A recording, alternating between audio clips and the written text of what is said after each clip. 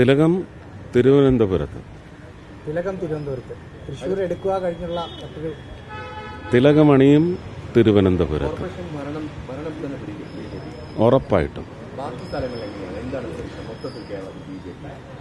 വലിയ തരത്തിലുള്ള voting mind set മാറ്റം വന്നിട്ടുണ്ട്.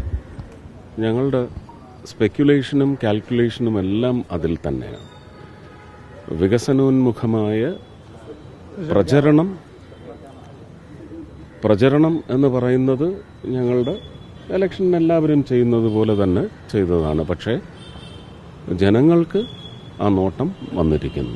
ആ നിലയ്ക്ക് ഉറപ്പായിട്ടും മോദി സർക്കാരിൻ്റെ രാജ്യമെമ്പാടുമുള്ള, ഇനി രാജ്യത്തിന് പുറത്ത് തന്നെ ഭാരതത്തിന് ഇന്ന് ലഭിക്കുന്ന യശസ് എന്ന് പറയുന്നത് ഉറപ്പായിട്ടും ജനങ്ങളുടെ ഹൃദയത്തിലുണ്ട്. അതിൻ്റെ പ്രതിഫലനം ഉറപ്പായിട്ടും തദ്ദേശ ഭരണ തിരഞ്ഞെടുപ്പിലുണ്ടാകും. കാരണം അടിസ്ഥാനപരമായ വികസനത്തിന് വേണ്ടുന്ന ഒരു ഡിസൈൻ, അതിൻ്റെ ഇംപ്ലിമെൻറ്റേഷൻ, അതിന്ന് ഭാരതീയ ജനതാ പാർട്ടി നയിക്കുന്ന NDA സഖ്യത്തിൻ്റെ ഭരണത്തിലൂടെ മാത്രമാണ് സാധ്യമാവുന്നതെന്ന ഒരു ചിത്രം, കൽപ്പന, സ്വപ്നം എല്ലാം ജനങ്ങളിലുണ്ട്. അത് സാക്ഷാത്കരിക്കപ്പെടുന്ന രീതിയിൽ കേരളം എന്ന് ഞാൻ എടുത്തു പറയുന്നത് ഇവിടുത്തെ രാഷ്ട്രീയ കാലാവസ്ഥ കൊണ്ടാണ്. പക്ഷേ ആ രാഷ്ട്രീയ കാലാവസ്ഥയ്ക്ക് പുറത്തേക്ക് ജനങ്ങൾ രാഷ്ട്ര കാലാവസ്ഥയ്ക്ക് വേണ്ടി വന്നിരിക്കുന്നു എന്നുള്ളത് തന്നെയാണ്. അതുകൊണ്ടാണ് നമുക്ക് എണ്ണമോ അല്ലെങ്കിൽ ഉറപ്പിച്ച് നമ്മുടെ ആത്മവിശ്വാസമാണോ ആ ഉറപ്പാണ് പറയുന്നത്. പക്ഷെ ജനങ്ങൾ നിശ്ചയിക്കട്ടെ. തിരുവനന്തപുരം നഗരസഭയിൽ കേവല ഭൂരിപക്ഷം ഉണ്ടാവുമോ? എങ്ങനെയാണ് ഏറ്റവും തിരുവനന്തപുരം നഗരസഭയിൽ BJPക്ക് കേവല ഭൂരിപക്ഷം നേടാൻ സാധിക്കുമെന്നാണോ വിലയിരുത്തുന്നത്? കേവല ഭൂരിപക്ഷമാണോ നല്ല ഭൂരിപക്ഷമാണോ അത് ജനങ്ങളെന്ന് തീരുമാനിക്കും. ഞങ്ങൾക്ക് ആത്മവിശ്വാസമുണ്ട്. മോദിയെ കൊണ്ടുവരും, ഒളിമ്പിക്സ് കൊണ്ടുവരുമെന്നതൊക്കെ. ഒളിമ്പിക്സ് കേരളത്തിലല്ല കൊണ്ടുവരുന്നത്. കേരളത്തിലേക്ക് ഒരു ഇവന്റ് കിട്ടിയാൽ മതി. പറഞ്ഞാൽ മനസ്സിലായില്ലേ? അതങ്ങനെയാണ് ഒളിമ്പിക്സ് എല്ലാ രാജ്യങ്ങളിലും നടക്കുന്നത്. ഇന്ത്യയിൽ എന്തുകൊണ്ടാണ് രാജീവ് ചന്ദ്രശേഖർ അങ്ങനെ പറഞ്ഞത്? കേരളത്തിനൊരു സ്പോർട്സ് ഇൻഫ്രാസ്ട്രക്ചർ എന്ന് പറയുന്നത് ശ്രദ്ധയിലുണ്ടോ? കൊല്ലത്തെ സ്റ്റേഡിയം കിടക്കുന്ന കിടപ്പെന്താണ്? ഇവിടെ ഇന്നിപ്പോൾ അദ്ദേഹം തന്നെ നടത്തിയ ഒരു കോൺക്ലേവിൽ കഴിഞ്ഞ ദിവസങ്ങളിൽ നടന്നപ്പോൾ ഒരു സ്പോർട്സ് പേഴ്സൺ, ഒരു സീനിയർ അല്ല, എനിക്ക് തോന്നുന്നൊരു 32-35 വയസ്സുള്ള ഒരു വനിതയാണ് വന്നിരുന്ന് പറഞ്ഞത് സ്പോർട്സ് ഓപ്പർച്യൂണിറ്റീസ് കേരളത്തിലിരുന്നുകൊണ്ടാണ് പറഞ്ഞത്. ലാക്കിങ്സ്. അപ്പോൾ അതിൽ നിന്ന് സർജ് വരേണ്ടത് ഭരണതലത്തിൽ തന്നെയാണ്.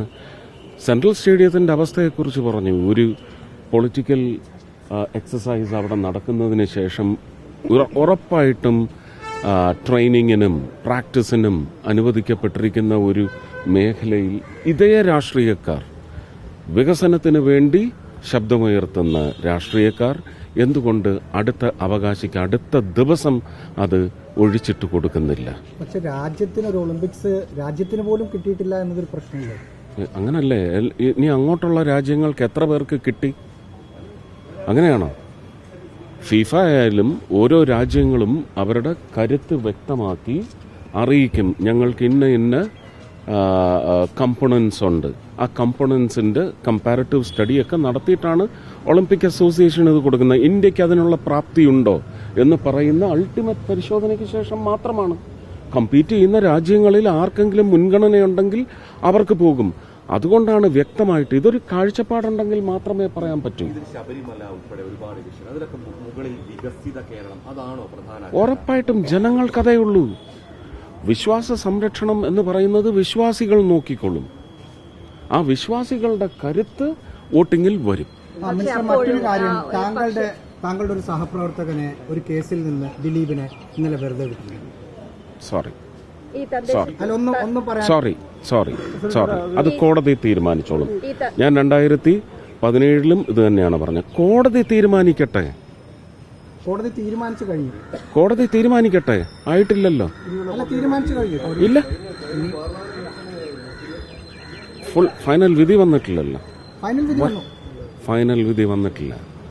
വിധി പ്രഖ്യാപനം വരുന്നതിന് ഇനിയും നമ്മൾ 2 ദിവസം 12-ാം തീയതി വരെ കാത്തിരിക്കണം. അത് എന്ത് തന്നെയായാലും എന്ത് തന്നെയായാലും നമ്മളത് അംഗീകരിക്കുന്ന ഒരു സമൂഹമല്ലേ. ഇല്ലെങ്കിൽ പിന്നെ ജനാധിപത്യ സംവിധാനത്തിന് വേണ്ടി നിങ്ങൾ തന്നെ അങ്ങനെ ചില ഈ രാജ്യത്തെ ഉടയ്ക്കാൻ നിൽക്കുന്നവരുടെയൊക്കെ വാദമുഖങ്ങൾ ശബ്ദമായി ഉയരുമ്പോൾ നിങ്ങളെന്തിനാണ് അതിനെ പിന്തുണയ്ക്കാൻ പോകുന്നത്? സംവിധാനമല്ലേ നേരെ പോകുന്നത്, പോകട്ടെ. ഈ തദ്ദേശ തെരഞ്ഞെടുപ്പിലേക്ക് എത്തുകയാണെങ്കിൽ ഈ തലസ്ഥാനത്ത് തന്നെ BJPയുടെ 2 നേതാക്കൾ ആത്മഹത്യ ചെയ്യുന്ന സംഭവങ്ങളടക്കമുണ്ടായി. ഇത് ഈ തെരഞ്ഞെടുപ്പിൽ ബാധിക്കില്ല എന്നാണോ? എന്തിനു ബാധിക്കണം? ജനങ്ങൾക്കത് വിഷയമാണോ? അത് പാർട്ടിക്കുള്ളിലെ വിഷയങ്ങളല്ലേ. അത് ജനങ്ങൾക്ക് വിഷയമാണോ? ജനങ്ങൾക്ക് നിങ്ങൾ ആരെയാണ് കൊണ്ടു ചെന്ന് അവരുടെ 5 വർഷത്തെ ജീവിതത്തെ നിയന്ത്രിക്കുന്ന അല്ലെങ്കിൽ അതിന് അനുഗ്രഹമായി തീരേണ്ട പ്രോമിസിംഗ് ആയിട്ടുള്ള കാൻഡിഡേറ്റ്സിനെ പ്രസന്റ് ചെയ്തു കഴിഞ്ഞു.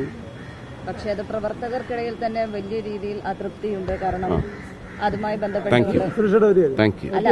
വിഷയമാണ് അങ്ങയുടെ ശ്രദ്ധപ്പെടുത്തിയത്. 2019 ശബരിമല അതിനിവിടെ പോലീസുണ്ട്, അതിനിവിടെ കോടതിയുണ്ട്, അവരത് നിശ്ചയിക്കട്ടെ. നിങ്ങൾ പാർട്ടി പ്രവർത്തകർ ആത്മഹത്യ ചെയ്തതിനെ കുറിച്ചാണ് പറയുന്നത്. ജീവച്ഛവങ്ങളായിട്ട് കരുവന്നൂർ കിടപ്പുണ്ട് കുടുംബങ്ങൾ.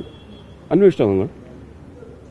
ഈ ഇലക്ഷൻ അതാ പറഞ്ഞ് അത് നിങ്ങൾ പാർട്ടി പ്രവർത്തകന്റെ കാര്യമാണ് പറയുന്നത്.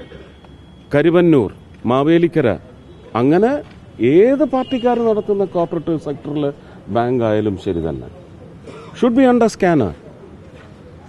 They have to face punishment if they have erred, if they have gone wrong, if they have done injustice to the people. Shashi എന്ന് പറയുന്ന രോഗശയ്യയിൽ കിടന്നിരുന്ന ആളിന് ചികിത്സയ്ക്കുള്ള പണം കരുവന്നൂരിന് കൊടുക്കാത്തതിന്റെ പശ്ചാത്തലത്തിൽ ആത്മഹത്യയ്ക്ക് തുല്യമായ മരണം വരിക്കേണ്ടി വന്നു. അതന്വേഷിക്കും. അല്ല, ഇത് അതെ, പോലീസ് അന്വേഷിക്കട്ടെ. പോലീസ് അതിന്റെ സത്യം വെളിയിൽ കൊണ്ടുവരട്ടെ. 2019 ശബരിമല വലിയ തോതിൽ ചർച്ചയായി തെരഞ്ഞെടുപ്പ് കാലത്ത്. ഇത്തവണയും ശബരിമല വേറെ രീതിയിൽ, അന്ന് ആചാര സംരക്ഷണമാണെങ്കിൽ ഇന്ന് ശബരിമല സ്വർണ്ണവുമായി ബന്ധപ്പെട്ട വിഷയമാണ് ചർച്ചയാകുന്നത്. അതിനെക്കുറിച്ച് ഞാൻ അത് തെരഞ്ഞെടുപ്പിനൊരു വിഷയമായി അവതരിപ്പിക്കില്ല എന്ന് പറഞ്ഞതിന് പ്രത്യേക കാരണം ഒരു SITയെ ഇപ്പോൾ വെച്ചിട്ടുണ്ട്. അവരുടെ നിഗമനങ്ങളെ വഴിതെറ്റിക്കുന്ന തരത്തിൽ ഉത്തരവാദിത്വമുള്ള സത്യപ്രതിജ്ഞ ചെയ്ത് കയറിയ ഒരു മന്ത്രിക്ക് പ്രചരണ യോഗങ്ങളിൽ പോലും ഇപ്പോൾ അവരുടെ നിഗമനങ്ങളെ വഴിതെറ്റിക്കുന്ന രീതിയിൽ അല്ലെങ്കിൽ അവരുടെ മേൽ സമ്മർദ്ദം ചെലുത്തുന്ന രീതിയിൽ പ്രചരണത്തിന് പോലും അത് ഉപയോഗിക്കാൻ പാടില്ല എന്ന് പറയുന്ന മാന്യത കാത്തു സൂക്ഷിക്കാൻ പരമാവധി ശ്രമിച്ചിട്ടുണ്ട്. അതുകൊണ്ട് തന്നെയാണ് പാലക്കാട് വിഷയവും തൊടാത്തത്. ഇതൊക്കെ ദിലീപിനത് പറഞ്ഞിട്ടുണ്ടെങ്കിൽ ബിനീഷ് കോടിയേരിക്കും അതുതന്നെയാണ് പറഞ്ഞിട്ടുള്ളത്, മുകേഷിനും അതുതന്നെയാണ് പറഞ്ഞിട്ടുള്ളത്. ആ നിലപാടിൽ ഒറ്റ നിങ്ങൾ ബഹുമാനിച്ചേ മതിയാവും. ഒറ്റ നിലപാടാണ്. പാർട്ടി ഒന്നും പ്രശ്നമേ അല്ല. കേന്ദ്രമന്ത്രി എന്ന നിലയിൽ താങ്കൾ അത് ഉന്നയിച്ചില്ല. പക്ഷേ രാഷ്ട്രീയ പാർട്ടി എന്ന നിലയിൽ BJP അത് ഉന്നയിക്കണമല്ലോ, അത് അവരുടെ അവകാശമല്ലേ. അല്ല, അത് ജനങ്ങളെ സ്വാധീനിക്കില്ലേ, വോട്ടർമാരെ സ്വാധീനിക്കുമോ എന്നാണ് എങ്ങനെ വിലയിരുത്തുന്നത്? ഞാൻ നേരത്തെ പറഞ്ഞല്ലോ, വിശ്വാസികൾ അവരുടെ പ്രതികാര നടപടി ഈ ഇലക്ഷനിലും അവർ നടപ്പിലാക്കി.